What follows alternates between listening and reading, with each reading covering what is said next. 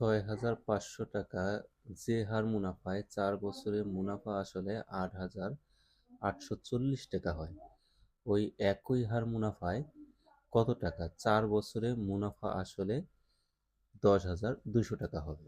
তো এক্ষেত্রে আমরা প্রথমে নির্ণয় করব যে মুনাফা সমান সমান হচ্ছে মুনাফা আসল মাইনাস আসল।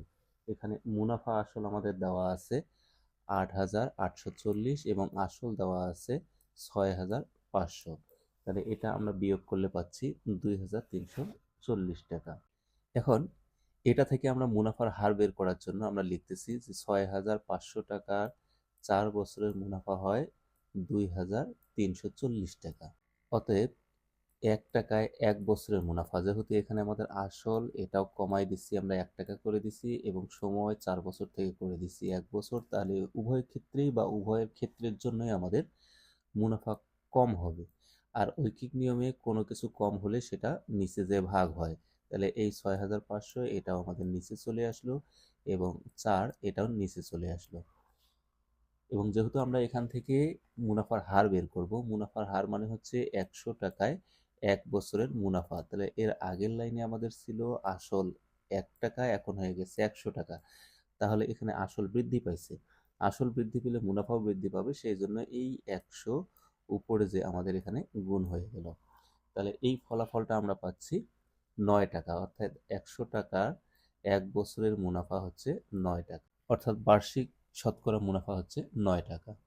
এর পরের স্টেপে যদি আমরা আসি যে ১০০ টাকায় ১ বছরের মুনাফা হচ্ছে ৯ টাকা, যেহেতু আমাদের এখানে ৪ বছর নিয়ে আলোচনা হচ্ছে, তাই ১০০ টাকায় ৪ বছরের মুনাফা হচ্ছে, যেহেতু আমাদের এখানে বছর বৃদ্ধি পাইছে তাহলে মুনাফা বৃদ্ধি পাবে, এই জন্য যে এখানে ৪ যে গুণ হয়ে গেল, তাহলে আমরা পাচ্ছি এখানে ৪,৩৬ টাকা। তাহলে মুনাফা আসল সমান সমান আমরা জানি মুনাফা প্লাস হচ্ছে আসল, তাহলে মুনাফা পাইছি ৩৬ টাকা, আসল তখন ছিল আমাদের ১০০ টাকা, এই দুটো যোগ করে পাইলাম আমরা ১৩৬ টাকা।